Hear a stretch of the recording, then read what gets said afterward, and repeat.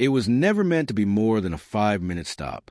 Sergeant Marcus Thorne had made the drive from the Fort Vance gates to this sleepy stretch of Route 68 countless times. The road was lined with sparse trees, faded billboards, and the occasional dusty truck stop that looked like it had been forgotten by time. He was still in uniform, standard desert camouflage, its creases holding the dust of a week-long field exercise. His boots were stiff, his muscles ached from nights spent on rocky terrain, and all he wanted was a cold drink. He spotted a small gas station, its sign flickering like a faulty beacon. It was a humble place, with a single, half-lit canopy, but it had a cooler full of drinks. Perfect. Marcus pulled his worn pickup truck up to Pump 3, leaving the engine idling and the window down to let the humid air circulate. He reached for his wallet, his mind already on the crisp, cold taste of water. Then, without a sound, 2 patrol cars with the Oak Creek Police insignia pulled into the lot. No sirens, no flashing lights, just a deliberate, sharp turn of vehicles that were hunting. One car slid in behind his truck, and the other angled to block him in. Marcus cut the engine, resting both hands on the steering wheel. He didn't think trouble. He thought mistake. Wrong person, wrong car. It happened. He took a slow, steady breath and waited. 2 officers emerged. The first was tall and lean, with a pale face, a red beard, and mirrored sunglasses that hid his eyes. The second was stockier, younger, with a cocky swagger. They approached his truck without a word. "Evening, officers," Marcus said through the open window, his voice calm. "Can I help you?" The red-bearded officer, later identified as Officer Gant, stopped a foot away, his hand hovering near his belt. "We got a call," he said, his voice slow and heavy. "Someone saw a man walking around here, in military gear. Suspicious." Marcus gave a short, dry chuckle. "Yeah, that's me. Just finish a rotation. I'm Staff Sergeant Thorne. This uniform is real." Gant's mouth remained a thin, hard line. "Step out of the vehicle." There was no question, only a command. Marcus blinked. "Sir, with respect, I have my military ID in my pocket. I can show you." "I said step out." As Marcus slowly opened the door, the other officer, Doblin, began shining a flashlight into his cab, as if expecting to find something hidden. Marcus, trained for de-escalation, held his hands up as he exited the truck. "My ID's right here. Let me show it to you." "Don't move," Gant barked, his hand now visibly twitching toward his holster. Marcus froze. "I'm not resisting." It didn't matter. Doblin came up behind him, grabbed his right wrist, and twisted it hard, shoving him against the truck door. Marcus's cheek slammed against a window, his boots scraping the concrete as the officers quickly cuffed him. "What the hell are you doing?" he snapped, wincing at the pain. "You're being detained," Doblin said, the words sharp and cold. "Impersonating a U.S. service member is a federal offense." Marcus exhaled slowly through his nose. "I am a U.S. service member. My ID is literally in my pocket." Gant pulled the card out, examining it with a sneer. Could have printed this at Kinko's. A small crowd had begun to gather. A woman with a toddler, 2 teenagers recording with their phones, and a cashier watching in silent disbelief. Marcus didn't fight or shout, but the quiet rage was simmering beneath his calm exterior. He was done pretending this was a simple mistake. "I've served for deployments," he said, his voice low and steady. "I'm not some guy in a costume." Gant ignored him, but Marcus wasn't out of options. With his hands cupped behind his back, he subtly turned his wrist, his smartwatch buzzing faintly as he tapped a quick command. It was a simple, silent distress signal, sent to a saved contact labeled Boss. "Who'd you just call?" Doblin demanded. "My commanding officer," Marcus replied flatly. "I suggest you check your paperwork before she gets here." Doblin laughed, a humorless bark. "Your commanding officer? What's she gonna do? Airdrop a lawyer out of Black Hawk?" Gant smirked, placing his hand on his holstered weapon. "You know what? Let's get him off the lot until we can figure this out."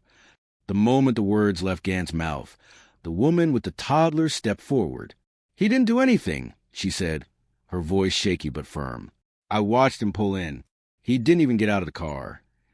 "I got it all on video," one of the teenagers added, holding up his phone. The name Staff Sergeant Thorne had landed like a weight. Gant finally reached for his radio. "Dispatch, this is Unit 43, requesting verification on an individual claiming to be Staff Sergeant Marcus Thorne." Marcus cut him off. "Won't work. Base security doesn't verify over radio. You need to call the PAO line and verify rank through command." This was a trap. In less than 10 minutes, his commanding officer, Major Brenner Holcomb, would be pulling into the lot in her SUV. The officers, however, didn't budge. The cuffs stayed on. They guided Marcus roughly toward the back of the patrol car. "You sure you want to go through with this?" Marcus asked over his shoulder. "Because once she steps out of that car, this whole thing flips." Doblin scoffed. "The only thing that's flipping is your story, man. Let's go." Just as they opened the back door, a dark gray Ford Expedition with government plates and tinted windows pulled into the lot. The cashier inside dropped a bag of chips. The teenagers whispered, "That's got to be her." The driver's door opened, and out stepped Major Brenner Holcomb. She was also in uniform, but hers was impeccably clean, pressed to a sharp perfection. Her rank insignia was unmistakable.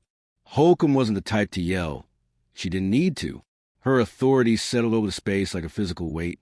Quiet, but final. "Sergeant Thorne," she said clearly, her eyes resting on the cuffed soldier. "Are you under arrest?" "They haven't said," Marcus replied. "Claimed I was impersonating military personnel." Her jaw tightened. She turned to the officers. "Remove the cuffs. Now." Gant blinked.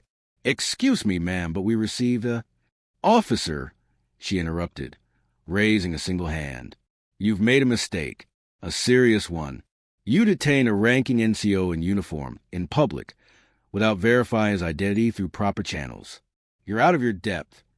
Holcomb's voice never changed pitch, but it was absolute. "Do you have a supervisor I can speak to?" Gant's face twitched. "Ma'am, I'm not sure who you are exactly. I'm Major Brenner Holcomb, 3rd Battalion Executive Officer, Fort Vance. My name and contact were embedded in the call you ignored.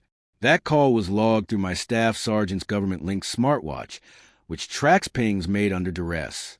You'll be receiving a visit from CID within the next 48 hours. Neither officer replied. Doblin's eyes darted to Gant. Holcomb continued, her tone shifting slightly, becoming sharper. "You're lucky this didn't end worse. For you, because if my soldier had been hurt, you'd already be in a cruiser heading toward your own disciplinary hearing." Gant hesitated, then pulled out his handcuff key. He unlocked the cuffs without a word. Marcus rubbed his wrists, stepping away from the car. "Are you injured?" Holcomb asked him. "Only my patience." Holcomb glanced back at Doblin. "You place your hands on a senior NCO without cause or lawful order. That's a problem." She looked around at the growing group of witnesses, then back at Marcus. "We're leaving. I'll handle it from here." As they walked toward her SUV, Holcomb leaned in. "You all right?" Marcus nodded. "Yeah, seen worse. Just never thought I'd see it here." Within hours, the videos of the encounter hit the internet. The shaky, grainy clip, captioned "Soldier Gets Cuffed for Being Black in Uniform," went viral. It was picked up by local Facebook pages, then by journalists and soon national outlets.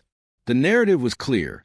A decorated soldier, a man who had risked his life for his country, was treated like a criminal for the simple act of trying to buy a drink. Marcus, his phone buzzing with messages from friends and family, felt a complex mix of emotions. He had deployed 4 times, faced real danger, and yet had never felt more powerless than he did in cuffs on American soil, 5 miles from home. "Report to the base clinic," Holcomb said as she parked at Fort Vance. "Have them look at your wrists. We'll document everything. Then we talk to the JAG office." He nodded, but his voice was thin. "I just wanted a drink." Holcomb looked at him, her gaze unwavering. "You didn't make this about you. They did. What you do now, that's your call. But don't let them make you feel smaller for it." The public pressure didn't wait for official processes. A formal complaint was filed against officers Gant and Doblin. The Oak Creek mayor held a press conference, but his vague words satisfied no one. Gant and Doblin were placed on administrative leave, but the outrage continued. A protest formed outside the police department, with veterans and civilians standing shoulder to shoulder. The story reached a fever pitch when a second video, filmed by a teenager from a different angle, surfaced. It showed Doblin reaching for his cuffs just moments after Marcus identified himself, with no hesitation or attempt to verify anything. The comments flooded in. They didn't even ask his name, and if that's how they act with cameras on, imagine what they do when no one's looking. The police department, now under siege, was forced to act. Early Tuesday morning, a press release was posted to their social pages. Effective immediately, officers Riley Gant and Curtis Doblin have been terminated from their positions with the department following conclusion of an internal investigation. For Marcus, it wasn't closure. Firing 2 officers wouldn't erase the cuffs or rewind the moment his voice was ignored. But it was a start. Later that afternoon, a special agent from the Department of Justice's Civil Rights Division showed up at his apartment. Staff Sergeant Marcus Thorne, the agent asked, "I'm here because the Department of Justice is opening a formal inquiry into patterns of conduct within the Oak Creek Police Department. Yours isn't the first complaint we've seen from this area, just the first one they couldn't ignore." Marcus finally asked a question that had been haunting him. "Why now? Why me?" The agent's answer was simple. "Because someone filmed it, because your commanding officer showed up, and because some stories hit harder when the person in cuffs doesn't fit the excuse." That evening, Marcus sat on his back porch. He opened a blank document and typed a single thought. Justice isn't about making things right. It's about making sure they don't happen again. He posted it to his dormant social media account. No hashtags, no filters, just a plain text on a black background.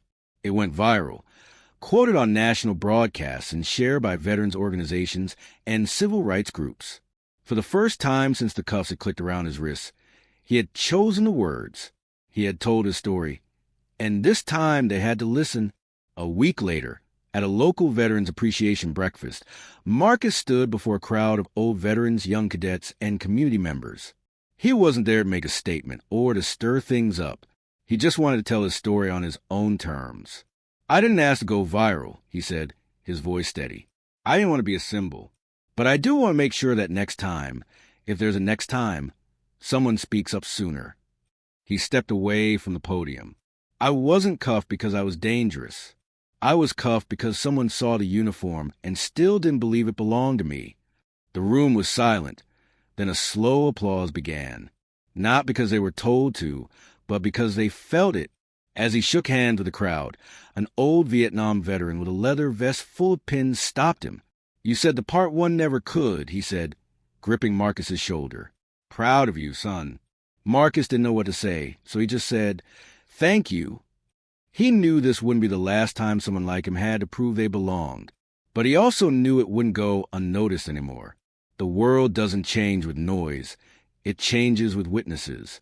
And this time, they were all watching.